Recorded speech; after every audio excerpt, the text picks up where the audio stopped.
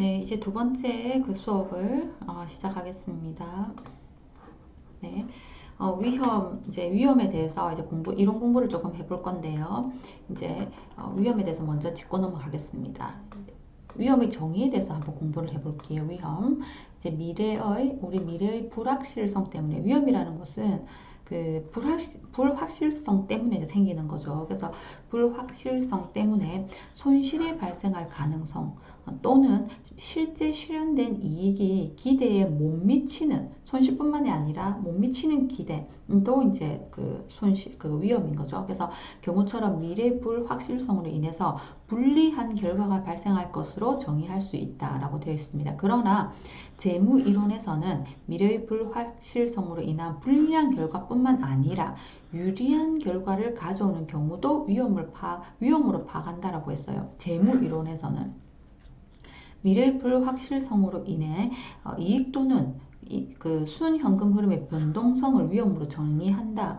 이러한 위험은 비교적 장기간에 걸친 이익의 표준 편차로 이제 정의된다라고 했습니다. 그래서 재무 이론에서는 손실뿐만이 아니라 유리한 결과를 가져오는 경우도 위험으로 파악한다라고 해서 불확실한 것을 그 위험으로 파악한다는 거죠. 변동성이라는 거죠. 그래서 장기간에 걸쳐서 이익의 표준 편차로 정의된다. 표준 편차 우리 배웠죠. 그래서 표준 편차 그 폭이겠죠. 등락이겠죠. 그래서 표준 편차로 이제 정의된다라고 이제 했습니다. 그래서 재무 이론에서 말하는 위험은 조금 다른 개념으로서 이 부분도 한번 기억을 하셔야 될 것 같습니다.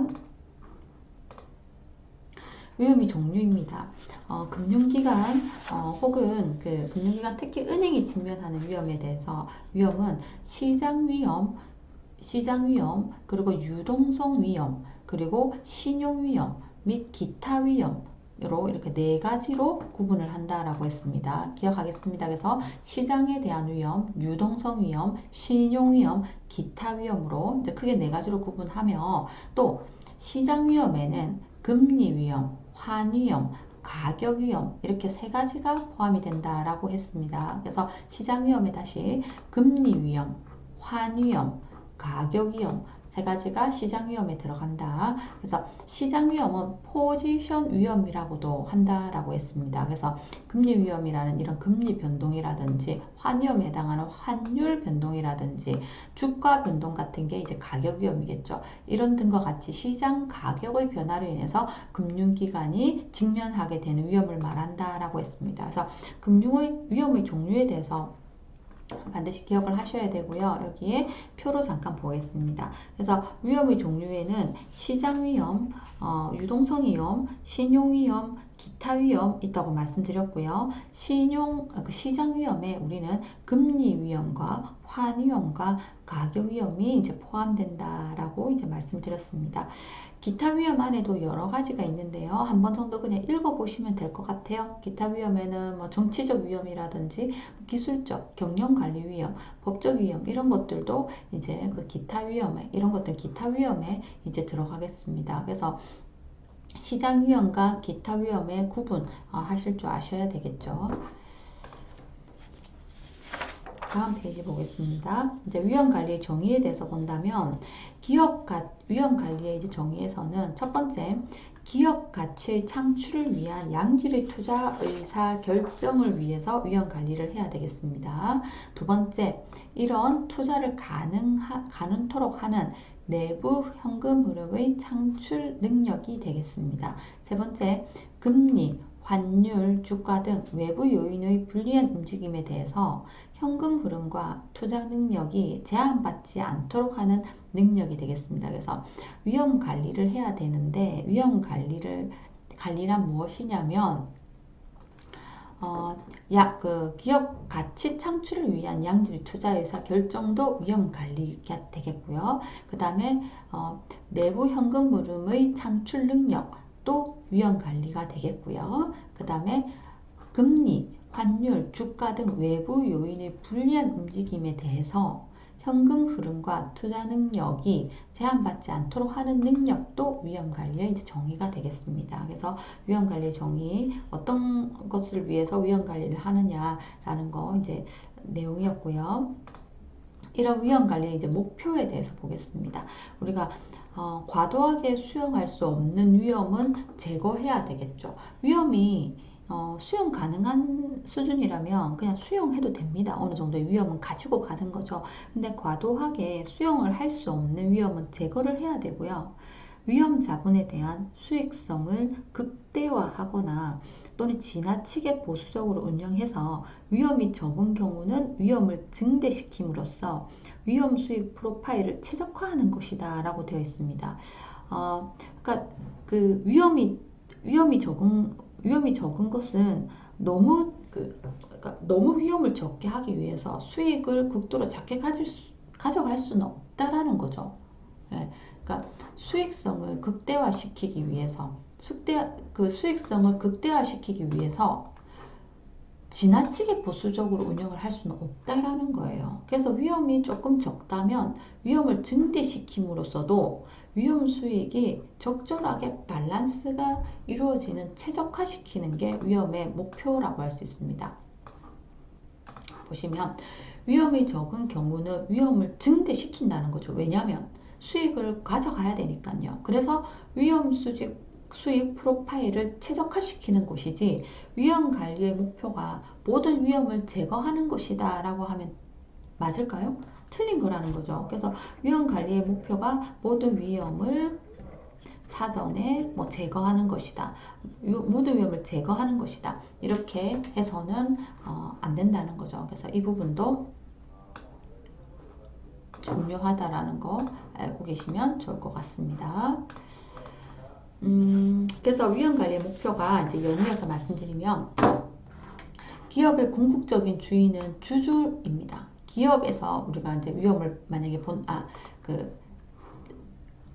기업 입장에서 우리가 이제 그 위험을 한번 다뤄보겠습니다.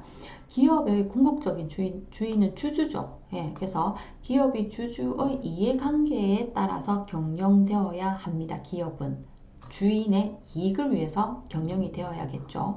근데 기업은 새로운 투자 프로젝트의 베타와 예상 수익률 계산을 한 이후에 만약 자본 자산 가격 결정 모형에서 함의하는 기대 수익률보다 더 높은 수익률이 예상이 된다면 이는 주주에게 좋은 투자 기회이므로 채택하는 것이 당연할 것입니다. 반대의 경우에는 당연히 채택되지 않을 것입니다. 그래서 자본 자산 가격 결정 모형에서 우리가 베타와 예상 수익률을 계산한 뒤에 자본 자산 가격 결정 모형에서 높은 수익률이 예상되면 선택하는 게 주주에게 유리하다라는 겁니다. 그리고 투자 프로젝트의 채택 거부 의사 결정에서 비체계적 위험은 고려하지 않으나 실제 현실에서는 기업은 체계적 위험뿐만이 아니라 비체계적인 위험도 고려한다라는 사실도 기억하셔야 되겠습니다. 이 부분.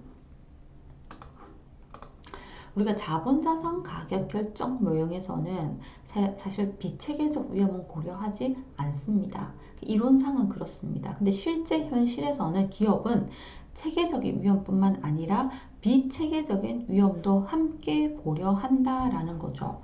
왜냐하면 비체계적인 위험도 굉장히 중요하고 기업이 위험에 빠지는 것은 굉장한 주주에게 타격을 주기 때문에 비체계적 위험까지도 함께 실제 현실에서는 고려한다라는 겁니다. 그 내용은 다음 내용에서 조금 더 왜 그런지는 설명을 드릴게요. 예를 들어서 기업이 소유한 건물이 화재로 이제 전소를 할 경우 화재로 만약에 전소를 한다 기업의 건물이 명백히 비체계적 위험입니다. 화재라는 것은.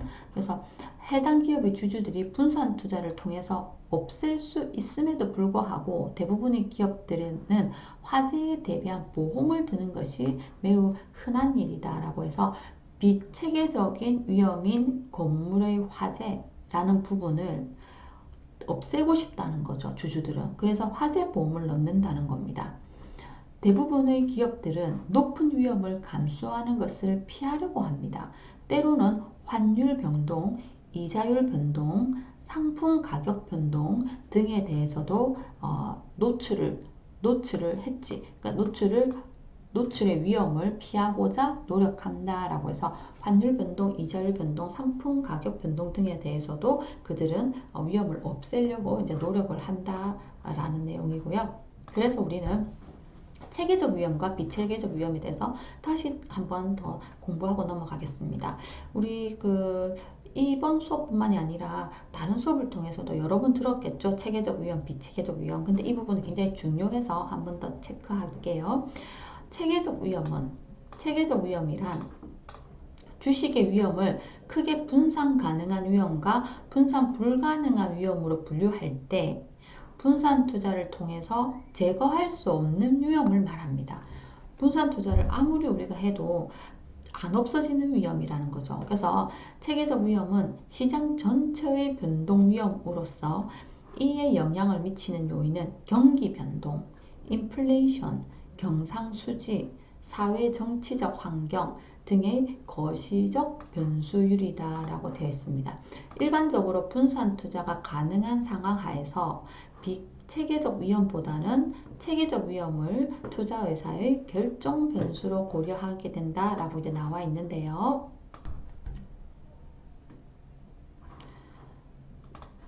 그래서 만약에 우리가 비체계적 분산 투자가 만약에 가능하다면 분산 투자로 인해서 우리는 다른 위험 요소는 다 없앴다는 거죠. 그렇기 때문에 우리가 체계적 위험, 비체계적 위험은 분산 투자로 다 없앴으니까 체계적 위험인 경기 변동, 인플레이션, 경상수지 이런 부분에 대해서 이 부분이 이 투자의 결정적인 변수로 이제 고려하게 된다라는 겁니다. 그럼 이에 반해서 비체계적 위험은 무엇이냐라고 봤을 때 비체계적 위험은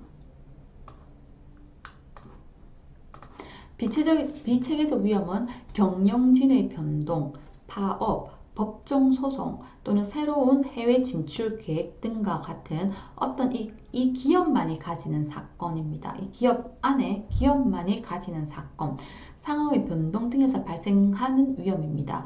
투자자는 여러 개의 주식으로 포트폴리오를 구성함으로써 이 같은 비체계적 위험은 축소시키거나 제고시킬 수 있습니다.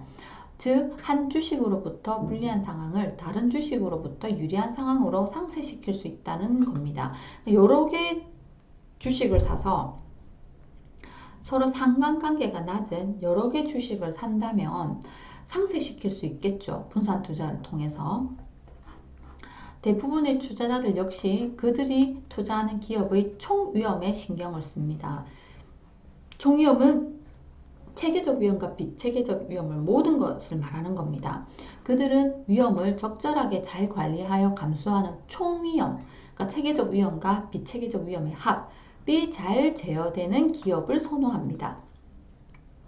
기업이나 투자자들이 비체계적 위험까지 감수하려는 이유는 파산 비용 때문이다 라고 했습니다. 파산 비용 때문에 그렇다라고 했습니다. 네. 비체계적 위험까지 실제로는 감수하는데 이것은 파산 비용 때문이다 라고 이제 나와 있는데요.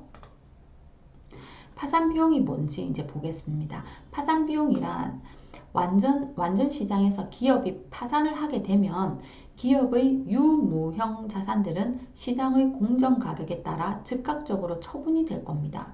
채권자, 주주, 그리고 다른 이해관계자들의 명확한 지침에 따라서 이제 분배가 됩니다. 그러니까 파산하게 되면 채권자, 주주 이런 사람들이 다 달려가서 나눠 가져간다라는 거죠. 처분을 해버린다는 거죠. 만약 우리가 그러한 완전 시장에서 살고 있다면 파산이라는 사건 자체는 주주 가치를 전혀 훼손시키지 않는다. 왜냐하면 남아있는 거를 나눠서 가져가면 되겠죠. 그러나 현실 세계에서는 파산에 임박한 시점이 되면 기업이 보유한 유무형의 자산들은 상당 부분 그 가치가 하락해버린다고 합니다. 그러니까 파산이 임박하게 되면 거래처도 끊길 거고요. 여러 가지 리스크가 벌써 발생했기 때문에 소문도 안 좋을 거고요. 주식은 벌써 떨어지기 시작했을 거고요. 그래서 그 본연의 그 기업의 가치보다 지금 현재 환산한 가치는 훨씬 더 낮게 하락해버린다는 거죠.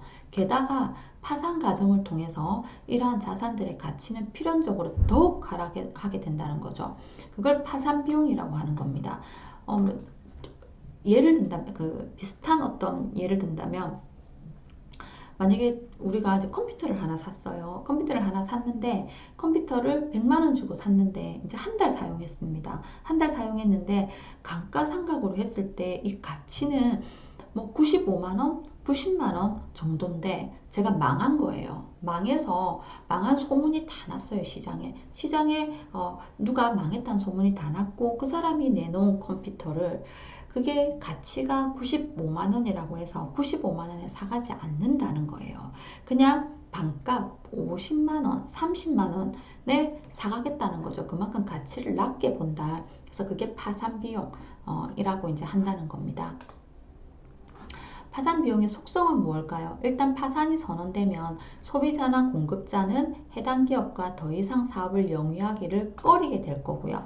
파산 기업이 보유한 자산은 때때로 빠른 시일 내에 처분이 되어야 하기 때문에 정상적인 판매 가격보다 훨씬 낮은 가격에 처분이 될 겁니다. 기업의 브랜드나 명성과 같은 중요한 무형자산까지도 아주 낮게 형성되거나 때때로 소멸까지 이제 돼버린다는 거죠. 금융기관들도 다른 여타의 기업들과 마찬가지로 총위험에 신경을 쓸 수밖에 없습니다. 지금까지는 이제 기업들의 이제 기업 관점에서 위험과 수익을 다뤘는데요. 이제 금융기관에 있어서 위험관리 부분으로 봤을 때도 금융기관들도 다른 여타의 기업들과 마찬가지로 총위험에 신경을 쓸 수밖에 없습니다. 총위험이라면 체계적 위험과 비체계적 위험이라고 말씀을 드렸죠. 또한 금융기관들이 총위험을 주의 깊게 모니터링하는 데는 또 다른 이유가 존재하죠. 바로 규제당국이 금융기관들로 하여금 총위험을 관리하도록 요구한다라는 점입니다. 요구한다라는 거죠. 전 세계 대부분의 정부들은 금융산업이 매우 안정적으로 운영되길 원합니다. 일반 기업들과 달리 금융기관들은 강력한 규제를 적용받습니다. 일반 기업들과 개인들이 경제활동을 함에 있어서 은행 및 보험회사 등의 신뢰도 확보는 매우 중요한 요소이기 때문입니다. 이에 은행이나 보험회사의 경우 심각한 재무적 공경에 취할 확률이 매우 낮게 유지되도록 규제가 설계 적용됩니다. 왜냐하면 일반 개인들, 기업들과 개인들이 주 고객이기 때문입니다. 그래서 우리 기업과 개인이 무너지면 안 되겠죠. 그들의 돈을 관리하는 은행과 보험회사는 책임이 크겠죠. 그래서 이런 은행과 보험회사는 우리 규제 당국이 규제를 굉장히 엄격하게 하고 있다. 그래서 총위험을 관리하도록 이제 요구하고 있다라는 겁니다. 그 내용은 사례를 보신다면 2008년 서브프라임 위기 당시 위기에 처한 금융기관들에 대해서 실제로 구제금융 정책들은 정부가 오타가 났네요. 정부가 금융기관들이 파산하도록 방치하는 것을 얼마나 꺼려하는지를 잘 보여주는 사례다 해서 2008년 서브프라임 당시에 금융기관들과 정부들은 구제금융 정책을 써서 이 금융기관들이 파산하는 것을 극도로 이제 막았다는 거죠. 그거는 이렇게 개인과 기업들에 미치는 영향이 상당하기 때문이죠.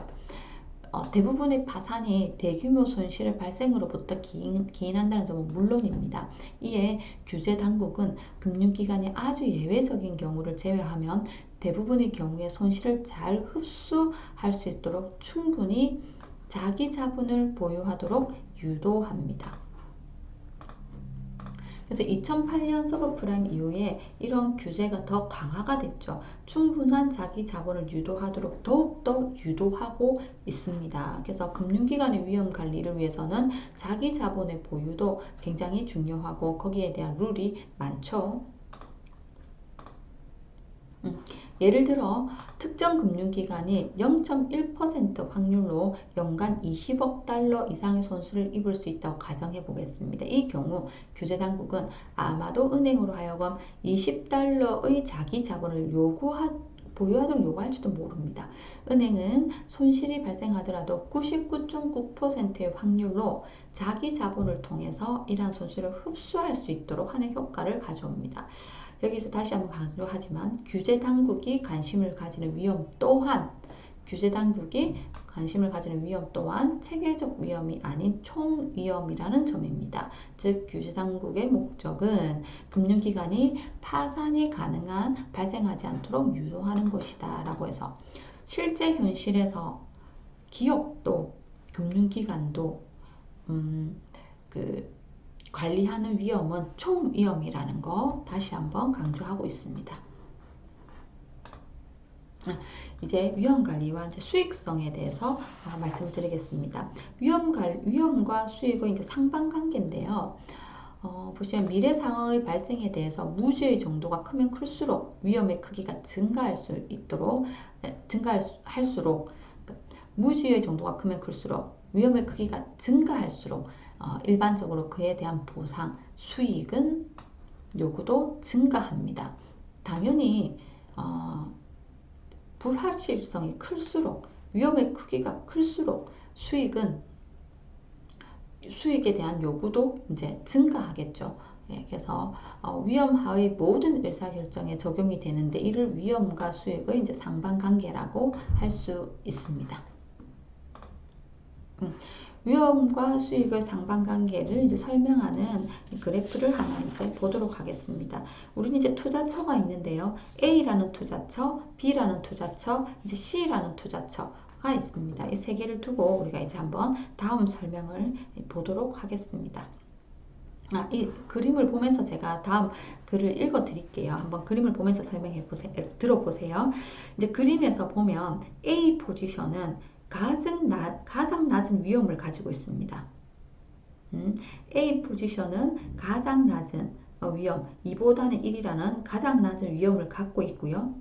C 포지션은 가장 높은 기대 수익률을 가지고 있죠. 그래서 15보다 25라는 가장 높은 기대 수익률을 가지고 있습니다. B 포지션은 A 포지션과 같은 기대 수익률 15라는 기대 수익률을 가지고 있으나 위험의 측면에서는 C 포지션과 같은 위험을 또 가지고 있습니다. 그러면 A 포지션과 B 포지션을 비교해 보면 A 포지션은 B 포지션보다 우월함을 알 수가 있죠. 왜냐하면 기대 수익률이 같은데 위험이 작기 때문입니다. 그래서 A와 B 중에서는 A를 선택하겠죠. 그 다음에 C 포지션과 B 포지션을 본다면 위험은 둘이 같지만 C 포지션이 기대 수익률이 더 크므로 우월하다라고 볼 수 있습니다. 그래서 B보다는 A를, B보다는 C를 선택할 수 있다라는 거죠. 그게 다음 장의 설명이었고요. 그런데 이제 다시 보겠습니다.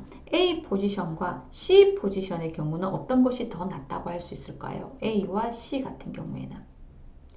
이 경우는 둘 중에 어떤 포지션을 선택하느냐의 문제는 전적으로 이 투자자라고 한다면 금융기관이 될 수도 있을 것이고요. 기업이 될 수도 있을 것이고요. 개인이 될 수도 있는데 투자자의 위험과 수익에 대한 선호도에 따라서 달라질 수 있다라는 거죠. 즉 위험보다 수익률에 관심이 많은 기관은 당연히 C 포지션을 선택할 거고요. 수익률은 조금 낮더라도 위험을 회피하고자 하는 투자자는 당연히 A 포지션을 선택할 것입니다. 왜냐하면 수익을 극대화하면서 동시에 위험을 극소화하는 방법은 없기 때문입니다. 예, 그래서 이 부분 이해하시면 될 것 같고요. 대한 설명 있으니까 교재 보시면 되겠습니다.